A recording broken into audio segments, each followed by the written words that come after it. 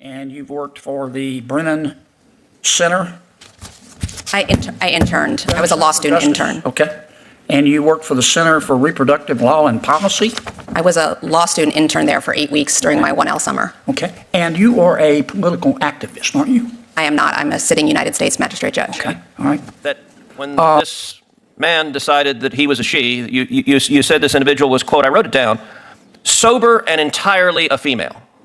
That phrase struck me as remarkable. Did this individual have male genitalia? I think what I said, or at least what That is a verbatim quote, entirely a female. Sorry, what I meant to say was hormonally a female. Welcome to Unrestricted Thinking, the place Washington should fear and the White House should be listening to, because your voice is the one that matters here. Today's topic, Senate Showdown.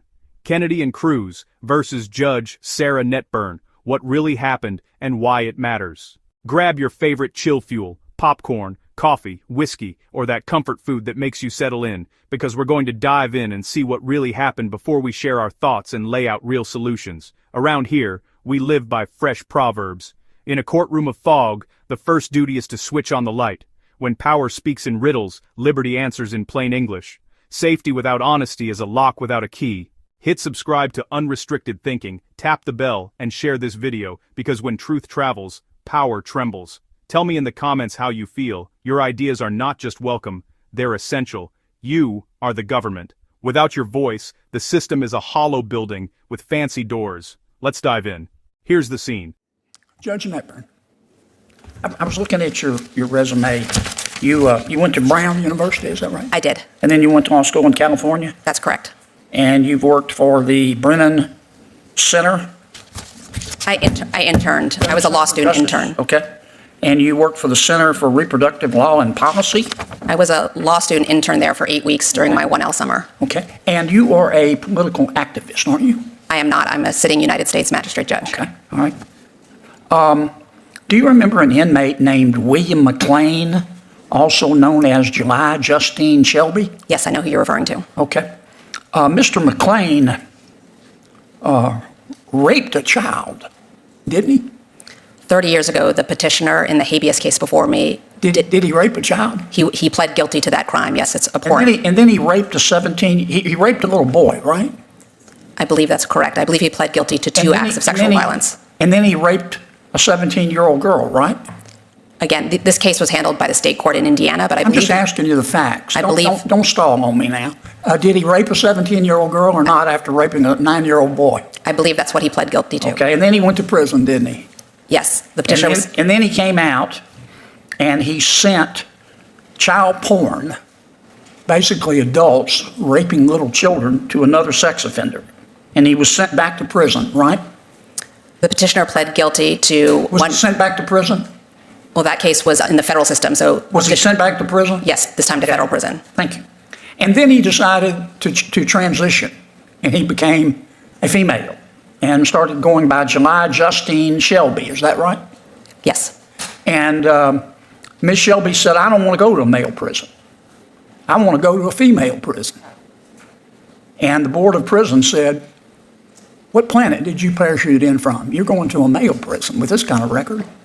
And you sent him to a female prison, didn't you? You said that the Board of Prisons was trying to violate Ms. Shelby, former Mr. McLean's constitutional rights, didn't you? I issued a report and recommendation to the district judge recommending that the district judge transfer the petitioner to a women's facility. The district judge adopted that recommendation. You said that the Board of Prisons was trying to violate Ms. Shelby's, Mr. McLean's constitutional rights, didn't you? So I based my decision on the facts that were presented to me in the record evidence. But wasn't that your ruling? I recommended finding that under Estelle versus Gamble... Why won't you admit that was your ruling? Are you ashamed of it? I'm not. I'm answering the question. I applied Estelle versus Gamble. Was that your ruling? My recommendation was that the petitioner's serious medical needs were being denied by keeping her in a men's facility. A violation of the Eighth Amendment, right? That's correct. Okay. And how big was Ms. Shelby, Mr. McLean? I don't have a specific recollection. Your colleague just suggested that she was more than 6 feet tall. And you told the Board of Prisons, well, she'll be okay. The other women in the female prison will be okay because it's only hypothetical that Ms. Shelby, Mr. McLean would reoffend again after he's already raped a 9-year-old boy and a 17-year-old girl and has been sending child porn through the mail. You said there's no chance he'll reoffend again.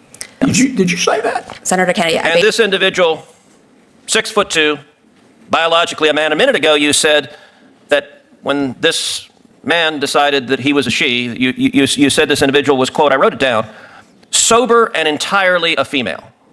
That phrase struck me as remarkable. Did this individual have male genitalia? I think what I said, or at least what That is a verbatim quote, entirely a female. Sorry, what I meant to say was hormonally a female. Okay, but that's not entirely. Did this individual have male genitalia? Yes. So you took a 6'2" serial rapist, serial child rapist with male genitalia, and he said, you know, I'd like to be in a women's prison. And your answer was, that sounds great to me. Let me ask you something. The other women in that prison, do they have any rights? Is that a question you're asking me? Yes, the other women in that prison, do they have any rights? Of course. Do they have the right not to have a 6'2" man who is a repeat serial rapist put in as their cellmate? Senator Cruz, I considered the facts presented to me, and I reached a decision I asked you a based on what question. the law I asked is. you a question.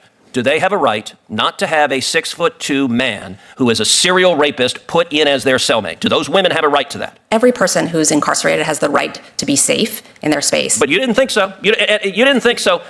And in fact, I'm going to give some quotes from your order because Senator Kennedy is right. This is not a judge's order. This is a political activist. By the way, the beginning of your order says, at birth, people are typically assigned a gender. I got to say that would astonish a lot of Americans. A lot of Americans think you go to the hospital, a baby is born, and congratulations, you have a little boy, a little girl. The assigned a gender, I know you went to Brown, but it sounds like it's in a college faculty lounge with no bearing on reality. The Bureau of Prison argued what I'm saying right now, that if you put this person in a female prison, there will be a risk of sexual assault to the women. And you know what you did? You said you didn't care about the women. I'm going to quote what you wrote. You wrote, quote, the Bureau of Prisons claim penological interest in protecting female prisoners from sexual violence and trauma. This interest is legitimate, that's kind of you to say, but there are no signs that petitioner is at risk of reoffending. The record is devoid of evidence of incidents of violence or assault during petitioner's incarceration when she was the perpetrator, only the victim. A theoretical risk of sexual assault by the prisoner without more cannot support the BOP's position. No evidence, theoretical. Have you dealt, in what universe is someone who is a serial repeat child rapist not at a risk of reoffending? Senator, as I do in every case. I know you've been told to repeat the line, I follow the law. I asked a question. In what universe is someone who is a serial repeat child rapist not at risk of reoffending? Sir, I looked at the facts that were before me in this case. All of the evidence, including the statements of every warden who had supervised this petitioner. You also wrote, the BOP also posits that permitting petitioner to live among women will be traumatizing and possibly dangerous to them. This concern is overblown. I have to say, if I were the father of one of those women, and you decided that my daughter's cellmate was going to be a 6'2" man who over and over and over again committed violent sexual assault, I would say the entire justice system is absurd, and it is clear on your record your political ideology matters a heck of a lot more than the rights of those women that you endangered. I think you're a radical, and I think you have no business being a judge. Senator John Kennedy and Senator Ted Cruz sit down with Judge Sarah Netburn in a high-stakes hearing, not a shouting match, not theater, a test, judgment versus jargon. Kennedy opens with a simple line of inquiry: are we dealing with judicial clarity or political activism? Cruz follows with the receipts, the case file, the record, the consequences. Proverb for the moment: in the house of justice, words are bricks, build walls of clarity, not curtains of confusion. Kennedy presses are you yourself a political activist? Netburn says no, she's a magistrate judge. Fair, but titles are easy, reasoning is hard. That's where the real test begins, because the question behind the question is this: when facts meet ideology, which one leads? Before we go deeper, subscribe to Unrestricted Thinking and share this video with one friend who loves unfiltered analysis. This is a community where your comments steer the conversation. Tell me your raw truth. What should Washington hear from you tonight? Proverb: justice is a compass, not a weather vane. Cruz lays out the uncomfortable facts, the petitioner's criminal history, including sexual assaults against a 9-year-old boy and a 17-year-old girl, and later, distribution of child sexual abuse material. The petitioner later identifies as a woman and asks for a transfer to a women's facility. Netburn's recommendation: transfer, on medical care grounds under Estelle Vers Gamble. That's the legal foundation she cites. but law without context can mislead. The central question is not, what is the statute? How is the statute applied when public safety stands in the doorway? Proverb, a map is useful until it ignores the cliff. This is the hinge of the hearing. Cruz challenges the phrase entirely a female. Netburn adjusts to hormonally a female. That shift isn't trivial, it's a spotlight, because when definitions blur at the edges, policy blurs at the center. The senators push. What about the rights and safety of women already incarcerated? What about the petitioner's physical reality and history of violent sexual offenses? This isn't about disrespect, it's about risk assessment. Rights are not a tug of war, they're a structure. If you knock out the beam called safety, the whole house collapses. Proverb, mercy without measure is a bridge without rails. Netburn says she reviewed the record, including statements from wardens, and saw insufficient evidence of reoffending during incarceration. Cruz pushes back, quoting her recommendation, was the Bureau of Prisons' concern for female inmates dismissed as overblown. Here's the core principle and why I stand with Kennedy and Cruz on this. The state's first duty is to protect the vulnerable. Safety is not prejudice. Safety is policy. Words should clarify reality, not camouflage risk. Why I stand with Kennedy 1000%, and with Cruz on the line of questioning. They brought the conversation back to plain language and real-world consequences. They insisted that women's safety is not theoretical, not overblown, not negotiable. That is not ideology. That is responsibility.